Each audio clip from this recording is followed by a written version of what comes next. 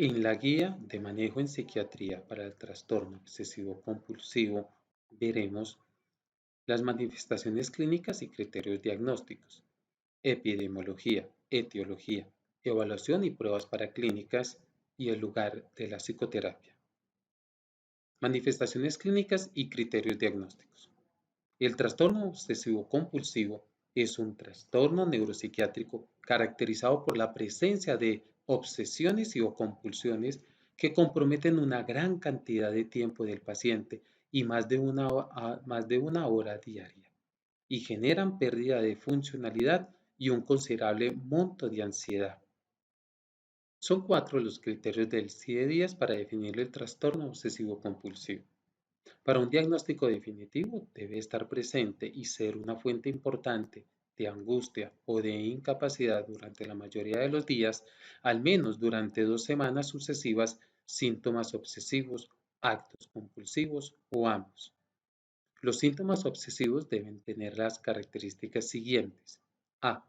Son reconocidos como pensamientos o impulsos propios. B. Se presenta una resistencia ineficaz a, por lo menos, uno de los pensamientos o actos, aunque estén presentes otros a los que el enfermo ya no resiste. C. La idea o realización del acto no debe ser en sí misma placentera. El simple alivio de la tensión o ansiedad no debe considerarse placentero en este sentido. D. Los pensamientos, imágenes o impulsos deben ser reiterados y molestos. Incluye neurosis obsesiva-compulsiva, neurosis obsesiva y neurosis anancástica. El cuadro clínico puede presentar predominio de pensamientos o rumiaciones obsesivas, predominio de actos compulsivos, rituales obsesivos, mezcla de pensamientos y actos obsesivos. El DSM-5, por su parte, define las obsesiones como pensamientos, impulsos o imágenes mentales que se repiten constantemente y causan estrés, ansiedad o malestar. El paciente intenta reiterativamente eliminarlos, suprimirlos o neutralizarlos con otros pensamientos o compulsiones. Las compulsiones se definen como conductas, rituales o pensamientos de carácter repetitivo que se realizan con ciertas reglas autodeterminadas y tiene como función prevenir o reducir la ansiedad o evitar situaciones. Es importante resaltar que no hay una relación coherente ni realista que establezca que puede prevenir o neutralizar dichas conductas o pensamientos de carácter exagerado y o excesivo. En el siguiente cuadro veremos la relación entre obsesiones y compulsiones. Para las obsesiones de contaminación le corresponde las compulsiones de limpieza y lavado. Para las de riesgo y daño le corresponden compulsiones de chequeo. Para las compulsiones de orden y simetría se relacionan las compulsiones de ordenar. Para las obsesiones relacionadas con el cuerpo o enfermedades le corresponde conteo o rezo mental como compulsión. Para las obsesiones religiosas le corresponden actos repetitivos. Para las compulsiones sexuales, compulsiones de coleccionar o acumular. Para las obsesiones de violencia y agresividad, encontramos compulsiones de contar. El DSM-5 eliminó el trastorno obsesivo compulsivo de la categoría de trastornos de ansiedad y adicionó una nueva, trastorno obsesivo compulsivos y otros trastornos afines. En ella se agregaron especificadores como la introspección o conciencia en la enfermedad, así como la necesidad de aclarar la presencia o ausencia de tics. Los especificadores del DSM-5 serían introspección buena o moderada, introspección pobre, introspección nula, ideas delirantes. Especificar si están relacionados con TIC o no. Ha sido frecuente encontrar pacientes con nula conciencia de la enfermedad y en algunas oportunidades con ideas de carácter delirante que se aproximan, en pocos casos, al espectro psicótico.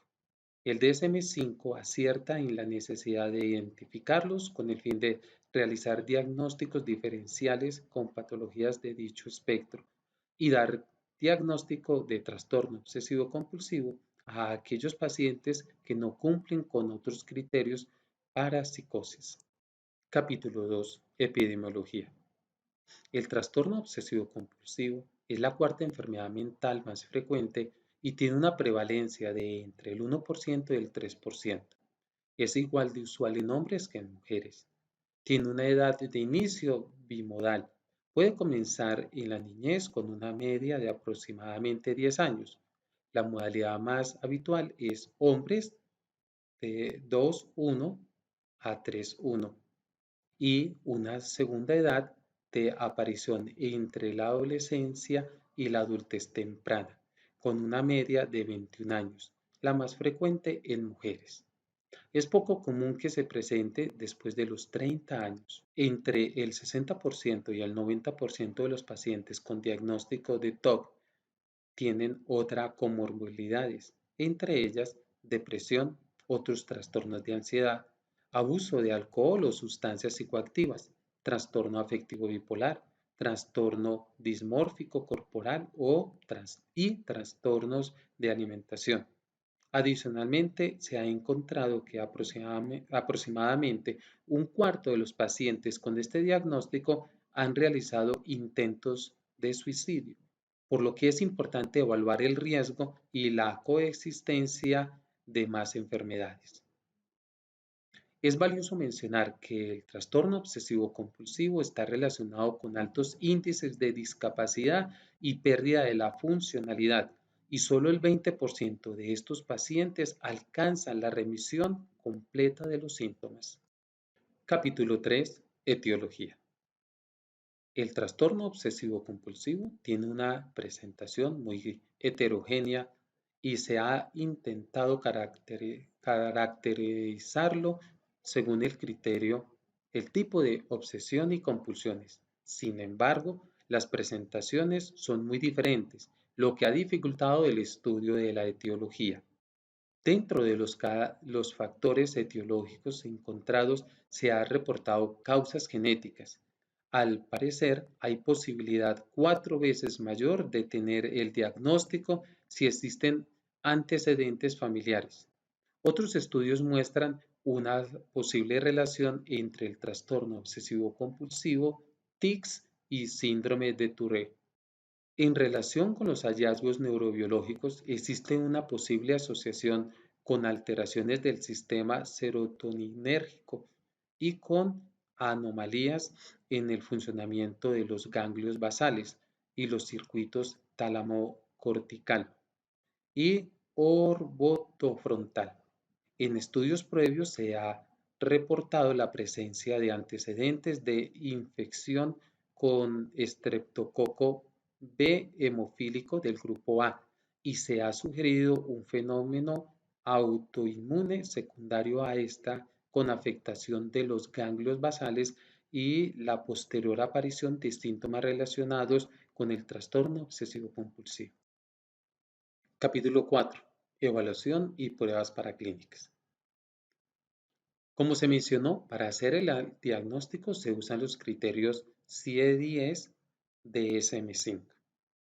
Es importante realizar una entrevista profunda y un examen mental minucioso para descartar otras comorbilidades psiquiátricas. Es conocido que aquellos pacientes con ideas obsesivas de auto o heteroagresión tienen una probabilidad muy baja de actuarlas.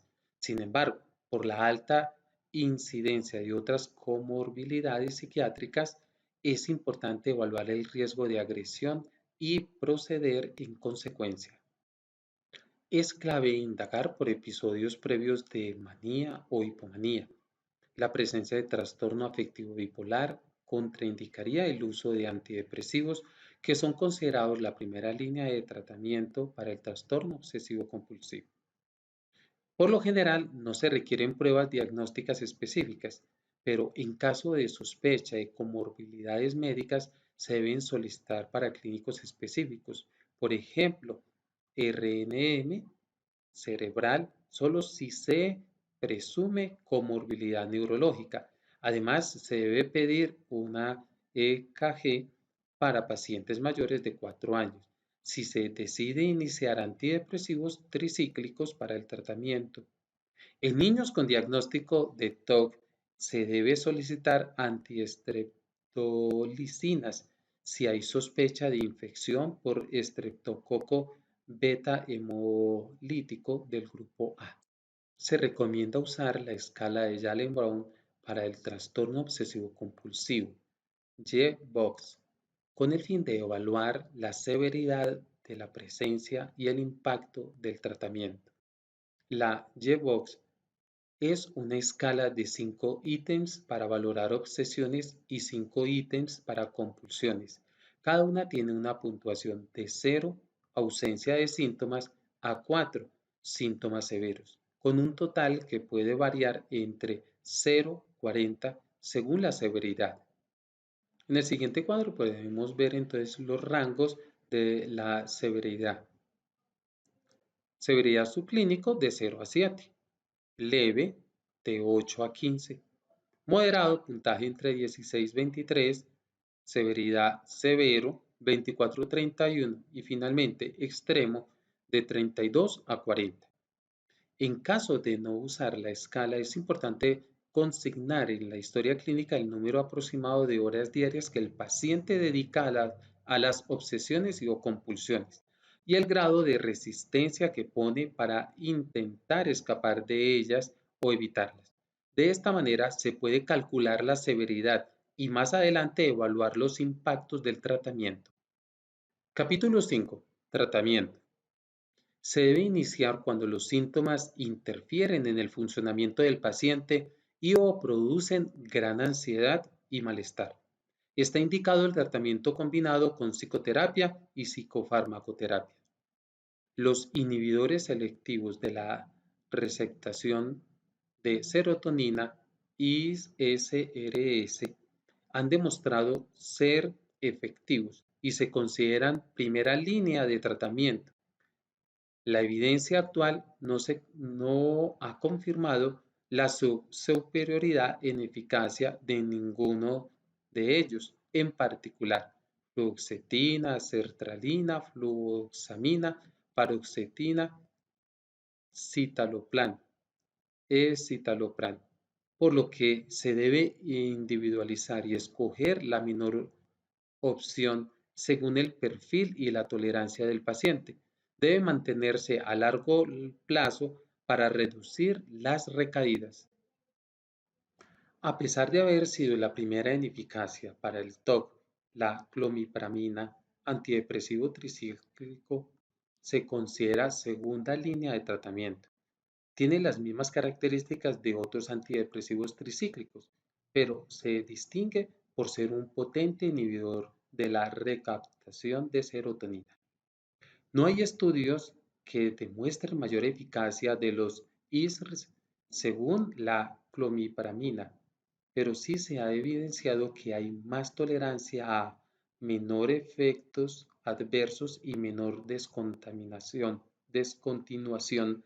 con el uso de estos. No existe evidencia para otros antidepresivos tricíclicos. Otros antidepresivos como la mirtazapina y la benzalafacina también se consideran como segunda línea de tratamiento porque hay mayor evidencia para el uso de ISRS que para los dos primeros. Es necesario esperar 4 semanas para aumentar la dosis en caso de no encontrar respuesta. Se aumenta cada semana a cada 2 semanas según la tolerancia hasta alcanzar la dosis máxima. Después de 8 o 12 semanas de tratamiento se reevalúa el paciente. Si hay remisión total de los síntomas, se debe continuar. Si hay remisión parcial, está indicado iniciar terapia de aumento. Está demostrado que es una mejor alternativa que realizar cambios de ISRS. En caso de que no se evidencie respuestas, reducción en la escala J-BOX al menos del 35%, se debe realizar un cambio en el tratamiento por otros ISRS o iniciar terapia de aumento. Es importante reevaluar el diagnóstico y las posibles comorbilidades. El uso de antipsicóticos típicos tiene una buena evidencia para el tratamiento del TOC, pero se debe limitar su uso, dado el bajo perfil de tolerancia y el incremento de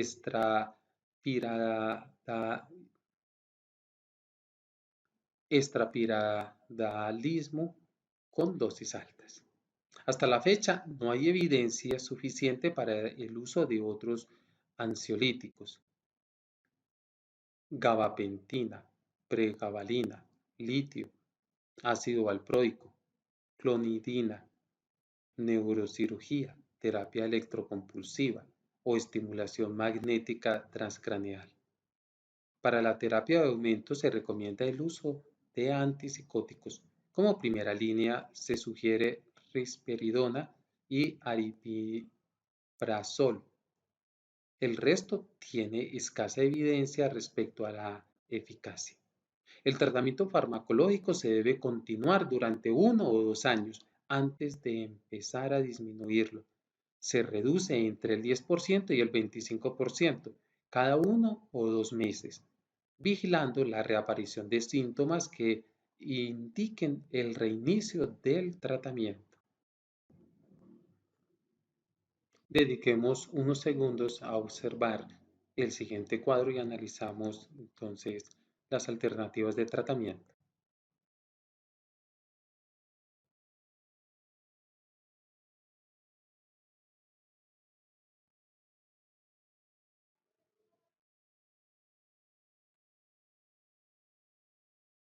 Psicoterapia. La terapia cognitivo-conductual es la primera línea en psicoterapia y ha sido la más utilizada. La exposición y prevención de respuestas es la técnica más estudiada y empleada. La terapia cognitivo-conductual forma parte de las estrategias de aumento para pacientes con pobre respuesta al tratamiento con psicofármacos. La mayoría de los expertos recomiendan entre 13 y 20 sesiones repartidas en citas semanales. Esta es la biografía que aparece en nuestra guía.